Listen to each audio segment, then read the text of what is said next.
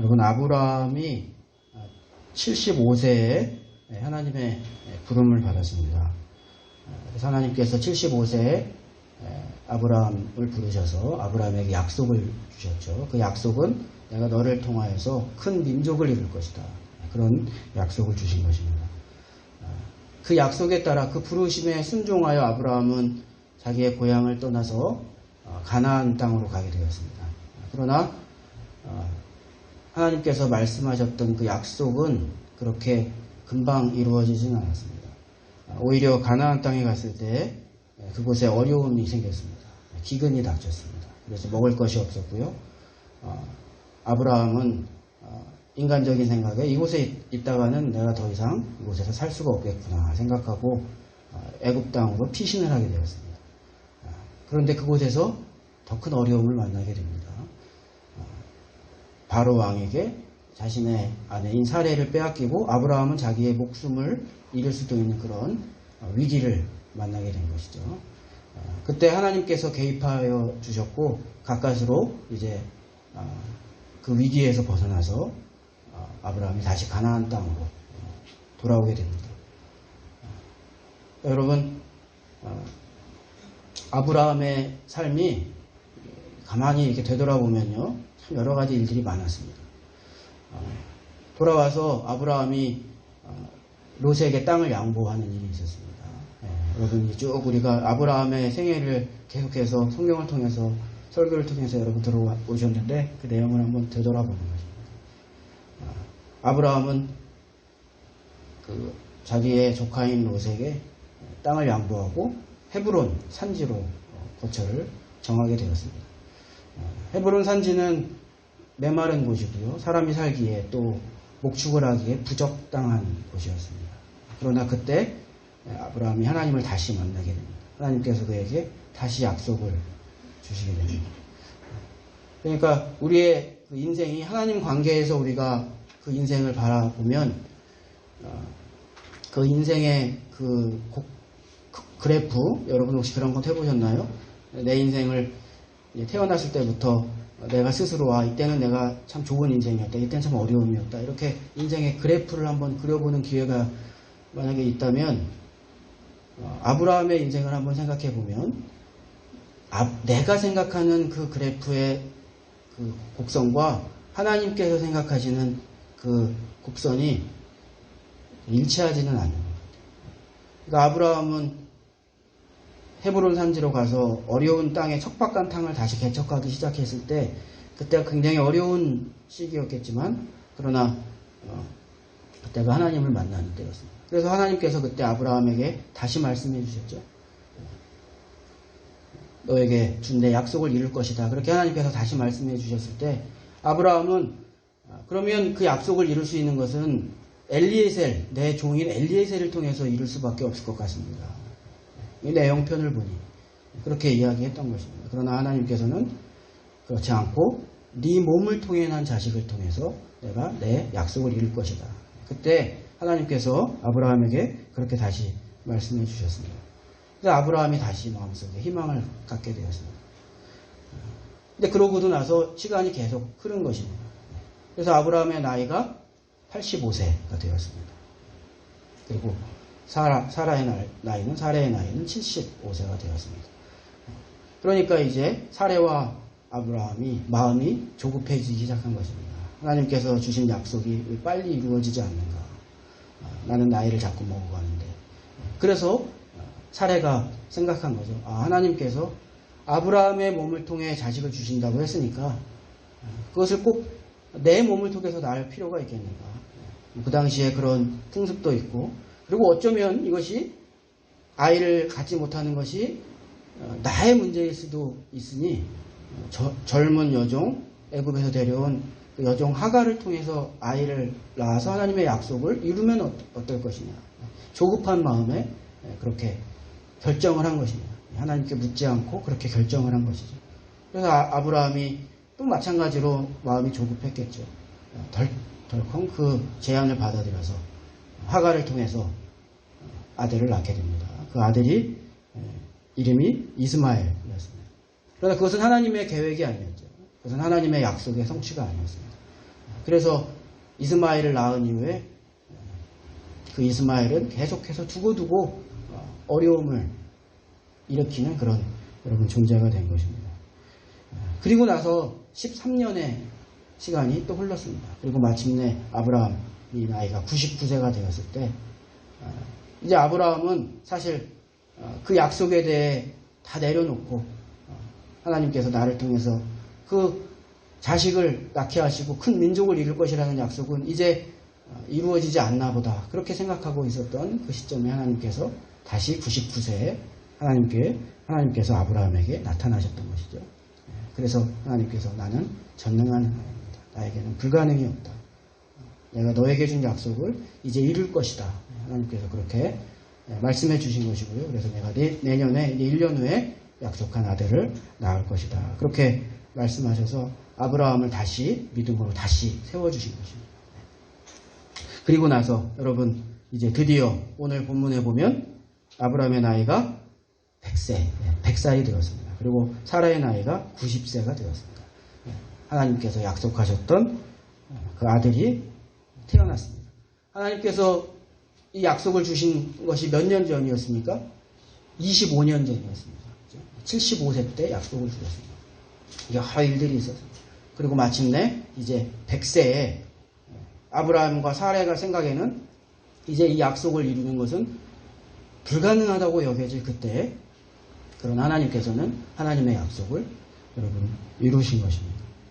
찰리 채플린이라는 여러분 코미디언 있죠. 영국의 코미디언이 이런 말을 했습니다. 인생은 가까이서 보면 비극이고 멀리서 보면 희극이다. 그렇게 이야기했습니다. 이것은 아마 자신의 어떤 그 희극인으로서의 그 관을 이야기한 것입니다. 우리가 매일매일의 삶 가까이서 들여다보면 참 살기 어렵잖아요. 늘 그냥 어려움이 있고 투닥거리고 고통이 있고 그런데 멀리서 바라봤을 때 그 인생은 참 아름답다는 것 아닙니까? 어떤 그런 희극인으로서의 찰리 채플린의 어떤 그런 이야기인데 근데 여기에는 기독교적인 관점도 담겨져 있는 것입니다. 우리가 우리의 인생을 가까이서만 또 짧게만 근시안적으로만 보면 어려움이 있고 고통이 있고 실패가 있는 것입니다. 그러나 우리가 아브라함의 인생을 통해서 보는 것처럼 그의 인생을 쭉 펼쳐놓고 보면 실패가 아닌 것이죠. 하나님께서 그 과정 속에서 이루어 가시고 하나님의 약속이 성취되는 것을 우리가 보는 것입니다. 하나님께서 불가능 가운데 그 일을 성취하셨다. 오늘 창세기 21장에 오면서 성경이 우리에게 그 내용을 전해주고 있는 것입니다. 하나님께서 불가능 가운데 그 일을 이루셨습니다. 불가능이죠. 여러분 100세의 아이를 낳았다는 이야기 참 듣기 어려운 이야기죠. 있나요? 혹시 제가 그런 일이 100% 없다고 이야기했다가 있을 수도 있잖아요. 참 어려운 이야기죠. 자연적으로 100세의 아이를 낳는다는 것은 쉽지 않은 일입니다. 그러나 하나님께서 그 일을 이루셨다는 것입니다. 불가능 가운데 우리의 삶 가운데 역사하셨다. 그런데 여러분 그 일을 이제 오늘 21장이 기록하고 있는데 21장의 내용을 잘 보면 강조하고 있는 것이 있습니다. 이삭을 낳은 이 시점에 그 일이 이루어진 시점에 성경이 강조하고 있는 것이 있습니다. 그것은 불가능한 일이 이루어졌다는 것을 강조하고 있는 것은 아닙니다. 이 일이 이루어진 것에 대해서 여러분 성경이 강조하고 있는 것이 있는데요. 여러분 한번 찾아볼까요? 1절, 2절 말씀을 다시 한번 보도록 하겠습니다. 21장 1절을 보시면 여호와께서 말씀하신 대로 사라를 돌보셨고 여호와께서 말씀하신 대로 사라에게 행하셨으므로 2절에 사라가 임신하고 하나님의 말씀하신 시기가 되어 노년에 아브라함에게 아들을 낳으니 뭐가 어떤 것이 강조되고 있을까요?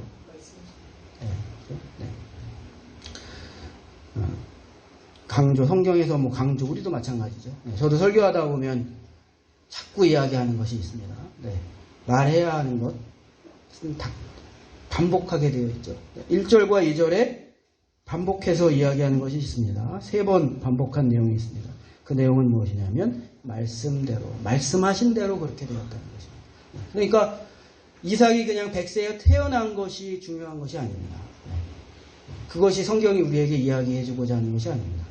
중요한 것은 그것이 하나님께서 말씀하셨던 것이라는 것이 중요한 것입니다. 그것이 하나님의 약속이었다는 것이 중요한 것입니다. 그래서 여러분, 우리가 이것을 보면서 현실과 말씀과의 관계에 대해서 우리가 좀 생각해 볼 필요가 있습니다. 여러분, 우리가 하나님의 말씀을 듣잖아요. 하나님의 말씀을 읽잖아요. 하나님께서 우리에게 말씀을 통해 역사하시고 말씀으로 우리에게 약속을 주시잖아요. 그런데 우리는 여러분, 현실의 삶을 살아나가고 있잖아요. 그러면 여러분의 그 삶 가운데에서 하나님의 말씀과 이 현실은 어떤 관계에 있습니까? 내가 신앙생활을 해나간다고 하는데, 믿음 생활을 해나간다고 하는데, 하나님의 말씀이 있습니다. 하나님께서 주시는 생각이 있습니다. 말씀의 생각이 있습니다. 내 눈에 보이는 현실이 있습니다. 여러분, 이 관계는 어떻게 되느냐는 것입니다. 여러분, 에덴을 떠나서 타락한 인간은 현실 위주로 삶을 사는 것입니다. 그래서 현실이 말씀을 지배하는 것입니다. 그것이 육체가 된 인간, 에덴을 떠난 인간의 모습입니다. 그 전에는 어떻게 했습니까? 하나님께서 말씀으로 에덴을 통치하셨죠. 그런데 에덴을 떠나는 순간 그 인간은 현실을 중심으로 살아가기 시작한 것입니다. 중요한 건 현실입니다. 내 눈에 보이는 것입니다. 물질이 중요한 것입니다. 그래서 이런 그 인간의 모습을 바라보고 통찰해서 마르크스나 엥겔스 같은 학자들이 만들어낸 이론이 유물론인 것입니다. 유물론. 그것이 무슨 창작이 아닙니다. 유물론이라는 것은 물질이 중심이 된다는 것이죠. 물질이 토대가 된다는 것입니다. 인간 존재의 토대는 물질이라는 것입니다. 먹고 사는 것, 경제. 이것이 인간의 토대라는 것입니다. 그 위에 상부구조라고 이야기하는 종교나 정신이나 예술이나 이와 같은 것들은 이 토대가 되는 물질에 종속된다는 것입니다. 그래서 물질이 그 상부구조에 있는 것들을 움직이게 되어 있어요. 지배하게 되어 있어요. 중요한 것은 물질이에요. 현실이에요. 여러분, 이것이 이제 유물론인데요. 그래서 이 세상이 계속 그렇게 해나가고 있는 것입니다. 사실은. 그러니까 마르크스나 엥겔스가 어떤 자신의 사상을 펴기 위해서 어떻게 보면 이런 유물론을 어떻게 보면 만들어낸 것은 아니에요. 공산주의를 만들어내기 위해서 유물론이라는 것을 만들어낸 것은 아니에요. 제가 볼 때. 인간 사회가 사실은 유물 사상으로 살고 있는 거예요. 우리가 성경을 통해서도 보았지만 에덴을 떠난 가인의 후손들이 해나간 일들이 무엇이었냐면요. 물질 문명을 만들어내는 것입니다. 그래서 우리는 인간은 그것을 진보라고 생각하는 것입니다. 계속 물질을 발전시켜 나가는 것을, 그리고 자꾸 부를 쌓아가는 것을 인간들은 그것을 진보라고 생각하는 것입니다. 그러나 여러분, 성경의 생각은 좀 다른 것입니다. 성경은 그것에 대하여 반대로 이야기하고 있는 거죠. 성경은 물질이 말씀을 지배하고 물질이 영을 지배하는 것이 아니라 하나님의 말씀이 현실을 지배한다고 이야기하는 것입니다. 하나님의 말씀이 세상을 만들어냈다고 이야기하는 거죠. 물질이 하나님을 만들어낸 것이 아니라 유물사상처럼 물질이 정신을 만들어내고 물질이 하나님을 만들어내고 물질이 종교를 만들어낸 것이 아니라 하나님의 말씀이 물질을 만들어냈다는 것이 성경의 기록인 것이죠. 하나님의 말씀으로 모든 것이 세상에 생겨난 것입니다. 그래서 여러분, 히브리서 11장 3절 말씀 여러분 잠시 소개해 드리겠습니다. 히브리서 11장 3절 말씀에 보면 이렇게 되어 있습니다. 믿음으로 모든 세계가 하나님의 말씀으로 지어진 줄을 우리가 아나니 보이는 것은 나타난 것으로 말미암아 된 것이 아니니라. 이해가 됐습니까, 여러분? 네. 모든 세계가 하나님의 말씀으로 지어진 줄을 우리가 아나니 우리 눈앞에 보이는 이 물질, 현실은 원래 그것으로 되어진 것이 아니다. 그것에 근거한 것이 아니다. 그러면 어디에 근거한 것이라는 것입니까? 하나님의 말씀에 근거하였다. 그래서 현실은, 물질은 하나님의 말씀에 지배된다. 현실은 하나님의 말씀에 종속된다. 성경은 우리에게 그렇게 가르쳐주고 있는 것입니다. 이것을 우리가 창조신앙이라고 이야기할 수 있을 것입니다. 창조신앙입니다. 창조, 하나님께서 말씀으로 세상을 창조하셨다는 것입니다. 하나님의 말씀으로 물질 세계를, 현실 세계를 하나님께서 창조하셨다는 것입니다. 여러분, 그것이 창조신앙입니다. 여러분, 하나님께서 세상을 창조하시는 것을 여러분 믿으세요? 네. 굉장히 그래서 중요한 것입니다. 이 창조신앙을 우리가 하나님의 말씀으로, 보이지 않는 것으로 말씀이 현실을 지배하는 이 믿음, 이 통찰이 바르게 서 있지 않으면요, 우리의 구원신앙도, 우리의 신앙생활, 믿음생활도 흔들리게 되어 있는 것입니다. 현실에 자꾸 지배돼요. 우리의 신앙생활이 현실에 지배돼요. 세상은 하나님께서 만드신 것인데 모든 이 물질과 현실은, 내 눈앞에 보이는 것은 말씀에 종속되는 것인데, 말씀에 지배되는 것인데, 이것에 흔들리면 마치 그러나 현실이 지배하는 것처럼 우리가 그렇게 생각하게 되어지는 거죠. 그래서 우리의 신앙생활도 현실 중심의 신앙생활을 하게 되는 것입니다. 왜냐하면 현실이 중요한 것처럼 생각되기 때문에. 현실이 모든 것을 결정하고 현실적인 것이, 물질적인 것이 모든 것을 이끌어 나가는 것처럼 보이기 때문에 우리의 신앙의 방향도 물질적인 어떤 신앙으로 그렇게 세워지게 되는 것입니다. 그래서 여러분, 창조신앙이 그래서 중요한 것입니다. 물질이 영을 지배하는 것이 아니라 영이, 하나님의 말씀이 여러분 현실을 지배한다는 것을 우리가 분명히 기억해야 하는 것입니다. 그래서 우리가 현실에 그래서 종속되면 안 되는 것입니다. 물질에 그래서 여러분이 억눌리면 안 되는 것입니다. 여러분, 우리는 하나님의 말씀을 가지고 있는 사람입니다. 하나님의 말씀은 현실 위에 있습니까? 현실 아래에 있습니까? 물질 아래에 있습니까? 물질 위에 있습니까? 물질 위에 있는 거예요. 그런데 현실에 종속되고 물질에 지배되면 안 돼요. 말씀을 가지고 있는 사람이 현실에 지배되고 물질에 지배되면 안 되는 거죠. 근데 우리가 에덴을 떠난 인간이 그런데 그런 인간이 되고 만 것입니다. 그래서 현실을 바라보는 인간, 물질만 바라보는 인간. 그래서 계속 무언가 그것을 진보라고 생각하고 풍요롭게 부를 쌓아나가고 무언가 자꾸 만들어 나가고, 그것이 인간이 성공하고 행복을 향해 나아가는 것처럼 그렇게 이야기하는 것입니다. 근데 여러분, 그렇지가 않아요. 계속해서 무언가 인간이 만들어내고 발전해 나가는 것, 여러분, 그것은 진화론적인 생각입니다. 그것은 진화론적인 생각이에요. 계속 인류가 발전해 나간다는 것은 진화론적인 생각인 것입니다. 인간이 막 무언가를 개발해내면서 그래서 무언가 이루어내고 점점 좋은 세상이 되어져 간다는 것은 진화론적인 생각입니다. 성경은 그것에 동의하지 않아요. 인간은 스스로 그렇게 발전을 이루어갈 수 없는 것입니다. 성공을 이루어낼 수 없는 문제인 거죠. 근데 여러분, 가만히 생각해 보세요. 이 세상이 정말 그렇게 평화롭고 행복한 세상이 되어가고 있는 것인지, 오히려 이런 진화론적인 사고로, 계속 물질적인 사고로 지배되면서 이 세상에 가기 때문에, 진화론의 특징은 무엇입니까? 경쟁이에요. 진화론의 가장 기본이 뭐냐면 경쟁입니다. 약육 강식입니다.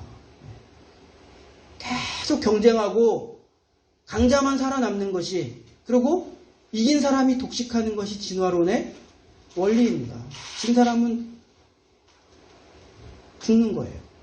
그러니까 인간이 굉장히 무언가 계속 발전해 나가는 것 같지만, 그러나 행복하지 않은 것입니다. 이 세계 속에서 행복하지 않은 것입니다. 그러면 여러분, 정말 인간이 가야 할 방향은 어딜까요? 그것은 에덴으로 돌아가야 하는 것이죠. 그래서 우리에게 필요한 것은 회복인 것입니다. 우리에게 필요한 것은 회복인 것입니다. 하나님의 말씀으로 지배되던 그 세상으로 우리가 회복되는 것입니다. 그 세상으로 돌아가는 것입니다. 여러분 성경이 사실은 다 어떻게 보면 그 이야기입니다. 우리가 구원받는다는 것이 무엇이겠습니까? 하나님의 말씀으로 지배되던 우리가, 그래서 말씀으로 세상을 지배하던 우리가 타락해서 육체적인 인간으로, 그래서 물질에 지배되어 살던 우리가 예수 그리스도의 십자가의 보혈로 말미암아 다시 돌아가는 것이잖아요. 어디로 돌아가는 것입니까? 다시야 말씀으로, 하나님의 말씀 따라 사는 사람, 그 세상으로 돌아가는 것이, 하나님의 나라로, 에덴으로 돌아가는 것이 구원이죠.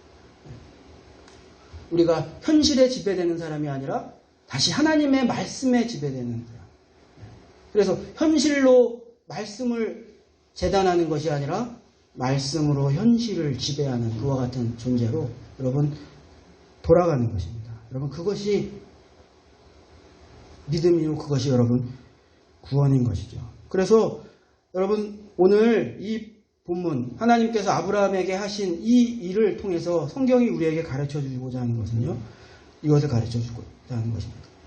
불가능한, 현실적으로 불가능한 그 100세에 하나님의 말씀대로 이삭을 낳았다 하는 사실은 그것을 통해서 무엇을 이야기해 주시는 것이냐면요, 현실적으로 불가능한 그것이 내 약속을 무너뜨리는 것이 아니라, 현실이 말씀을 폐기하거나 무너뜨릴 수 있는 것이 아니라, 현실이 말씀을 지배하고 현실이 말씀을 종속시키는 것이 아니라 말씀이 현실을 지배한다.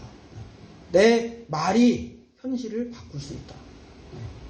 이것을 여러분 성경이 우리에게 보여주고 있는 것입니다. 그래서 하나님의 말씀대로 이것이 이루어졌다. 그 사실을 강조해서 우리에게 이야기해 주고 있는 것입니다. 말씀대로, 그래서 이삭이 태어나게 된 것입니다. 말씀이 중요한 것입니다. 그래서 말씀대로 이삭이 태어났다. 3절 말씀 여러분 21장 3절 다시 보시겠습니다. 아브라함이 그에게 태어난 아들 곧 사라가 자기에게 낳은 아들을 이름하여 이삭이라 하였다. 여러분 이삭이라는 이름의 뜻이 있습니다. 그것은 무엇이냐면요, 기쁨이다, 웃음입니다. 이삭의 뜻은 웃음이다. 하나님께서 주신 이름입니다. 말씀대로 하면, 말씀대로 하나님의 말씀이 내 삶에 성취되면 웃음이 있는 것입니다. 하나님께서 주시는 여러분 기쁨과 웃음이 있는 것입니다. 이것이 정말 웃음입니다. 정말 기쁨입니다. 여러분 그런 경험을 여러분께서 해보셨습니까? 하나님께서 주시는 웃음을 웃어보셨습니까? 정말 내면에서 하나님께서 주시는 그런 웃음이죠. 기쁨이죠. 세상에서 오는 기쁨도 있습니다. 그것은 금방 사라지는 웃음입니다. 그러나 하나님께서 이 말씀의 성취를 통하여, 말씀을 통해 우리에게 주시는 웃음은 정말 근원적인 웃음인 것입니다. 그래서 우리를 평안하게 하는 그런 웃음인 것입니다. 그런 사람이 누가 있었냐 하면요, 스테반이라는 사람이 있었습니다. 사도행전에 보면 스테반 집사가 돌에 맞아 죽습니다. 그런데 성경은 뭐라고 기록했습니까? 그의 얼굴이 해같이 빛났다. 그의 얼굴이 해같이 빛났다. 이렇게 이야기하고 있습니다. 왜 그럴까요? 그는 현실에 지배되는 사람이 아니었기 때문에 그런 것입니다. 그는 말씀으로 사는 사람이었기 때문에, 말씀으로 현실을 지배하는 사람이었기 때문에 그런 것입니다. 많은 사람들이 이렇게 살아갑니다. 많은 선교사들이 그렇게 살아갑니다. 많은 주의 사람들이 그렇게 살아갑니다. 집도 절도 없이. 절은 없겠죠. 집도 교회도 없이, 내 교회도 없이, 주의 이름을 위하여 그냥 그렇게 살아가는 것입니다. 좋은 옷도 한번 못 입어보고, 뭐 수백만 원짜리 옷이요? 부러워해보지도 않아요. 생각하지도 않아요. 좋은 집, 좋은 차, 꿈꾸지도 않습니다. 누가 뭐 거저 타라고 그러면 탈지는 모르겠지. 그러나 그거 타고 싶어 하지도 않고 꿈꾸지도 않아요. 그것 없는 것 때문에 불행하지도 않아요. 그냥 주의 일을 위하여 그의 인생을 살아가는 것입니다. 왜 그렇겠습니까? 하나님의 말씀대로 이루어지는 그 세상을 보기 때문입니다. 하나님께서 주시는 기쁨과 평안과 웃음이 있기 때문입니다. 모르는 사람들은 거짓말하는 건 아니야? 정신승리하는 거 아니야? 자기들 생각에는 그렇겠죠. 모르니까. 그러나 여러분 정말 그런 것입니다. 하나님께서 주시는 기쁨과 웃음이 여러분이 있는 것입니다. 라면만 먹어도 행복할 수 있는 것입니다. 정말 작은 집에 옹기종기 살아도 하나님께서 주시는 기쁨과 소망이 계속 있는 것입니다. 여러분 그것이 하나님의 말씀으로 이루어지는 삶인 것입니다. 왜 그러냐? 그것이 인간의 본질이기 때문에 그런 것입니다. 하나님의 말씀을 듣고 살아가는 것이, 그래서 말씀으로 살아가는 것이 그것이 인간이기 때문에 그런 것입니다. 거기에 인간의 존엄이 있고 인간의 가치가 있기 때문에 그런 것입니다. 에덴 동산에서 하나님께서 그렇게 만드셨기 때문에. 그리고 하나님께서 다른 것들은 하나님께서 채워주시는 것입니다. 그러니까 걱정이 없는 것입니다. 다른 사람들이 보기에는 참 걱정이 많아요. 그러나 걱정이 없는 것입니다. 현실에 지배되지 않기 때문에 그런 것입니다. 말씀으로 살아가기 때문에 여러분 그런 것입니다. 하나님께서 주시는 웃음 안에서 그래서 살 수가 있는 것입니다. 사랑하는 여러분, 여러분에게 이런 웃음이, 여러분 내면의 웃음이 여러분에게 있을 수 있기를 예수님의 이름으로 축복합니다. 현실에 안달하는 사람 되지 마세요. 물길 때문에 나 죽어 그런 사람 되지 마세요. 현실 때문에 나 죽어 그러지 마세요.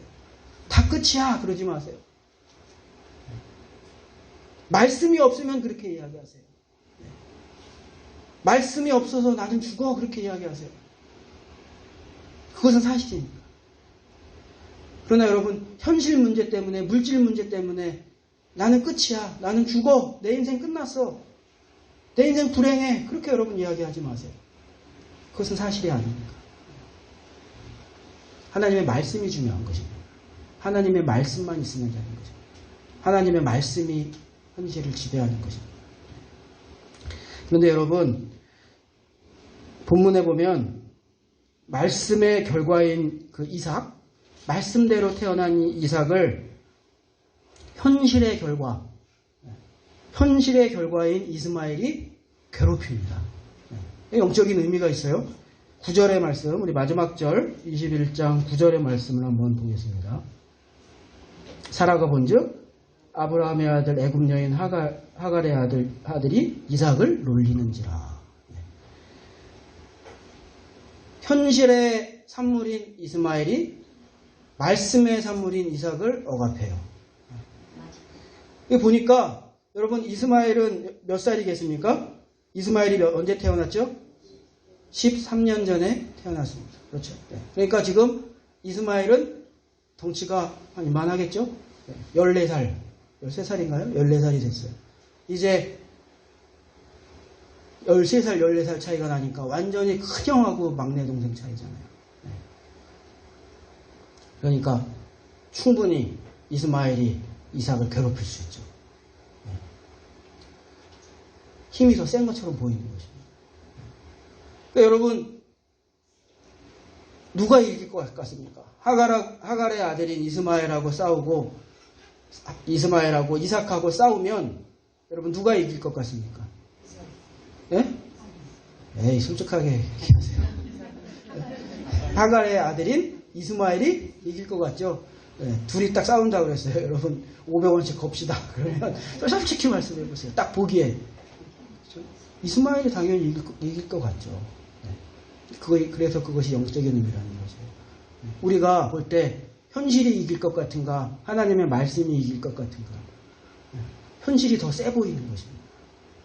그래서 자꾸 현실에 우리가 배틀하는 거예요. 말씀으로 갈까? 말씀에 우리가 내 인생을 걸어볼까? 현실에 내 인생을 걸어볼까? 딱 보니까 현실이 더 힘이 세 보이는 거예요. 현실에 거는 것입니다. 이것에 대해서 바울이 이것을 비유라고 이야기하면서 갈라디아서 4장에서 좀 길게 설명한 것이 있습니다. 조금 길지만 한 10절 되는데 한번 같이 여러분 읽어보겠습니다. 갈라디아서 4장 22절부터 쭉 보겠습니다. 기록된 바 아브라함에게 두 아들이 있으니 하나는 여종에게서 하나는 자유 있는 여자에게서 낳다 하였으며 23절 여종에게서는 육체를 따라 낳고 자유 있는 여자에게서는 약속으로 말미암았느니라. 24절 이것은 비유니 이 여자들은 두 언약이라. 바울이 이것을 비유로 해석해 준 것입니다. 이것은 비유니 이 여자들은 두 언약이라. 하나는 시내산으로부터 종을 낳은 자니 곧 하갈이라. 다음 이 하갈은 아라비아에 있는 시내산으로서 지금 있는 예루살렘과 같은 곳이니 그가 그 자녀들과 더불어 종노릇하고 26절 오직 위에 있는 예루살렘은 자유자니 곧 우리 어머니라. 27절 기록된 바 잉태하지 못한 자여 즐거워하라. 산고를 모르는 자여 소리질러 외치라. 이는 홀로 사는 자의 자녀가 남편 있는 자의 자녀보다 많음이라 하였으니 지금 중요한 이제 구절이 나옵니다. 28절 형제들아 너희는 이삭과 같이 약속의 자녀라 하면서 29절에 그러나 그때에 육체를 따라 난 자가 누구죠? 이스마엘. 성령을 따라 난 자를 박해한 것 같이 이제도 그러하니라. 지금도 그렇다는 것이에요. 이것을 비유로 설명하면서 육체를 따라 난 자가 성령을 따라 난 자를 박해한 것 같이 지금도 그러하다. 즉 우리의 세상에서도 현실적인 것이 지금 하나님의 말씀을 억압하고 있는 것입니다. 핍박하고 있는 것입니다. 그렇게 해석하고 있는 것입니다. 그러나 30절에 그러나 성경이 무엇을 말하느냐? 여종과 그 아들을 내쫓으라. 여종의 아들이 자유 있는 여자의 아들과 더불어 유업을 얻지 못하리라 하였느니라. 31절 그런즉 형제들아 우리는 여종의 자녀가 아니요 자유 있는 여자의 자녀라. 그러나 누가 유업을 얻는다고요? 약속의 자녀가 아니에요. 하나님의 말씀의 자녀가 하나님의 말씀이 승리한다는 것을 이야기하는 것입니다. 하나님의 유업을 누가 얻게 되느냐? 하나님의 이김은 어디서 나오느냐? 그 약속에 있다. 말씀에 있다. 라는 사실을 바울이 이야기하고 있는 것입니다. 우리는 현실의 사람이 아니요 육체의 사람이 아니요 약속의 사람이다. 우리는 그 유업을 얻을 사람이다. 그래서 우리는 말씀으로 살아가는 사람이 되어야 한다. 그렇게 바울이 이야기하고 있는 것입니다. 사랑하는 여러분, 이제 결론으로 말씀을 드리겠습니다. 그러므로 여러분, 현실에 억압되는 사람들 되지 않기를 예수님의 이름으로 축복합니다.